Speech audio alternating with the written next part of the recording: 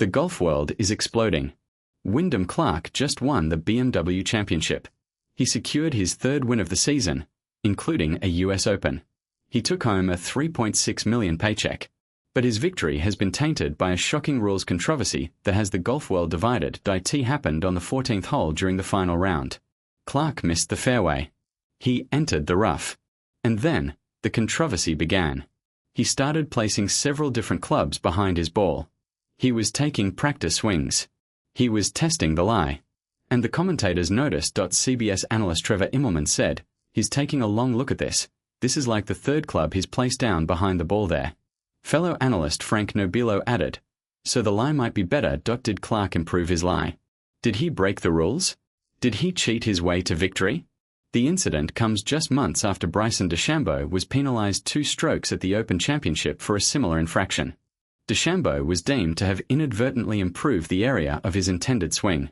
The RA rules official stressed that the penalty applies even when the action was accidental. So why wasn't Clark penalized? Why did he get away with it? And what does this mean for the integrity of the sport? Today, we are going to expose the truth. We are going to reveal what really happened on the 14th hole. We are going to show you why the fans are so angry. We are going to present Clark's defense. And we are going to ask the question everyone is afraid to ask: is Wyndham Clark a serial rule breaker? But before we dive into this bombshell, make sure you are subscribed to Golfix, because we are about to uncover the biggest story in golf. The incident occurred on the 14th hole during the final round of the BMW Championship. Wyndham Clark was in contention. He was fighting for the win. And then, he missed the fairway. Clark's ball landed in the rough to the right of the 14th fairway. It was a difficult lie. It was a challenging position. And Clark needed to make the most of it. But then, the controversy began. Clark started placing several different irons behind his ball. He was taking practice swings. He was testing the lie. He was trying to find the best club for the shot. CBS analyst Trevor Immelman noticed. He said, "He's taking a long look at this. This is like the third club he's placed down behind the ball there." Fellow analyst Frank Nobilo added, "So the lie might be better." The implication was clear. Clark was improving his lie. He was testing the ground. He was trying to get a better position for his shot. And that is against the rules. The rule is clear. Under Rule 8.1a, players are not allowed to move, bend or break any growing or attached natural object in a way that would improve the area of your intended swing. Players are allowed to ground the club lightly right in front of or right behind the ball, but anything excessive, such as pressing down, can be seen as a rule violation and a subsequent 2-shot penalty. But Clark did it anyway. He was caught on camera. He was caught by the commentators. And the golf world was watching. The incident was subtle. It was not obvious. It was not blatant. But it was there. And it raised serious questions. Did Clark improve his lie? Did he break the rules? Did he cheat his way to victory? The answers to these questions are not clear. But one thing is certain. The incident has cast a shadow over Clark's victory. This is not the first time a controversy like this has occurred. Just months ago, Bryson DeChambeau caused a similar uproar during the Open Championship at Royal Birkdale. DeChambeau was penalized 2 strokes by Open officials after he was deemed to have improved the playing area around his ball in the rough during his second round. He was caught on camera. He was penalized. And the golf world was divided. The RA rules official, Grant Moyer, explained the decision. He said, "Bryson has been penalized 2 strokes for inadvertently improving the area of his intended backswing on the 5th hole when he was playing his second shot." He went on to say, "I will stress that this applies even when the action is accidental, as it was in Bryson's case. The rule in question, Rule 8.1a, restricts what a player may do to improve any of the protected conditions affecting the stroke, including the area of the player's intended swing. The prohibited action is that the player mustn't move, bend, or break any growing or attached natural object." DeChambeau was visibly frustrated. He pleaded his case. He insisted he had done nothing wrong. He said, obviously disappointed with the ruling, "I don't agree with it, but it is what it is. This fires me up. Onto the weekend. Let's get it." But the penalty stood. His bogey on the 5th hole became a triple bogey 7. And he dropped from 2nd place to 5th. Numerous players agreed with the decision. Rory McIlroy highlighted how DeChambeau stomping around in the rough behind his ball did not look good. Others deemed the ruling to be rather harsh, as that sort of thing happens in every single tournament each and every week. The DeChambeau incident set a precedent. It showed that players can be penalized for improving their lie. It showed that the rules will be enforced. And it showed that the golf world is watching.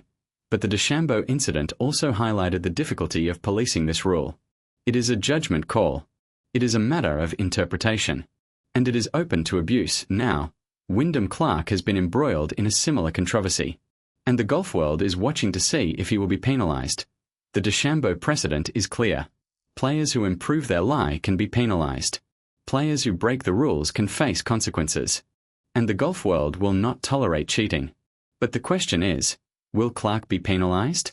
Will he face consequences for his actions? Or will he get away with it? The answer to that question is not clear. But one thing is certain, the controversy has cast a shadow over Clark's victory.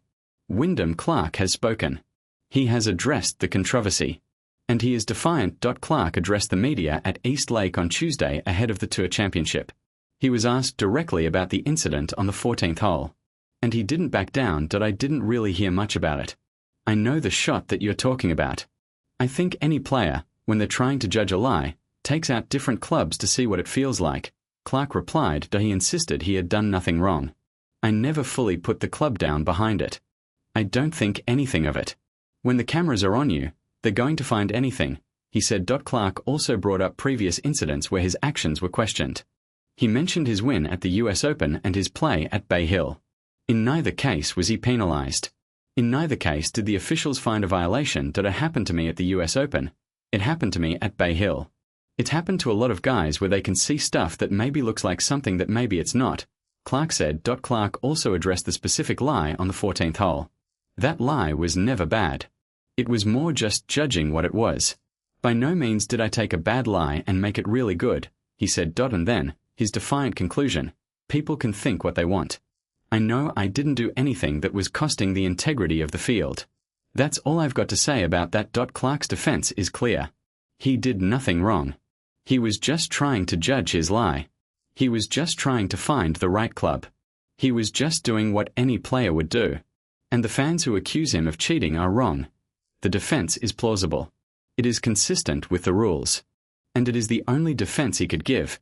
But the questions remain. Why did he place so many clubs behind his ball? Why did he take so many practice swings?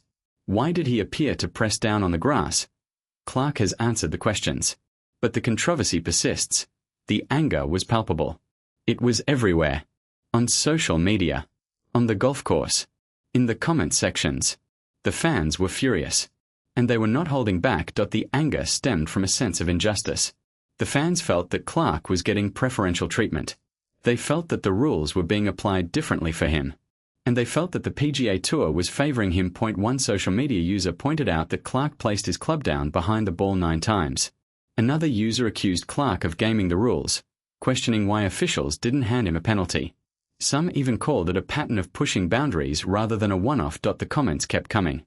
The rules of golf are so stupid. Just let Clark drop it in the hole since he's the golden boy.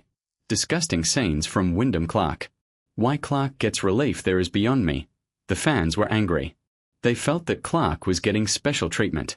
They felt that the rules were being bent for him. And they felt that the PGA Tour was favoring him. But there was another factor at play. The fans were also frustrated with the rules of golf themselves. They felt that the rules were inconsistent. They felt that the rules were unfair. And they felt that the rules were being exploited. The contrast with DeChambeau is striking. DeChambeau was penalized for a similar action. Clark was not. The fans feel that the enforcement of the rules is inconsistent. And they are angry. The anger was also fueled by the context. Clark was in contention. He was fighting for the win. And any advantage, no matter how small, could make a difference. The fans felt that Clark was gaining an unfair advantage. The fury was explosive. It was intense. And it was a sign of the deep frustration that many fans feel about the state of the game. The Wyndham Clark controversy is far from over. The golf world is divided. Some people believe that Clark broke the rules. Some people believe that he did nothing wrong. And some people believe that the rules need to be changed. So, what happens next? The answer depends on several factors. First, the PGA Tour must decide whether to investigate the incident. They must decide whether to penalize Clark. They must decide whether to take action. The decision will shape the future of the sport. Second, the players must decide whether to speak out. Some players may defend Clark. Some players may criticize him. And some players may call for changes to the rules. The players' response will shape the narrative. Third, the fans must decide what they think. Do they believe that Clark cheated? Do they believe that he did nothing wrong? Do they believe that the rules need to be changed? The fans' opinion will shape the future of the sport. The controversy is a reminder that golf is a sport built on integrity. It is a reminder that the rules must be enforced. And it is a reminder that the players must be held accountable. But it is also a reminder that the rules are not always clear. It is a reminder that enforcement is not always consistent. And it is a reminder that the sport is not always fair.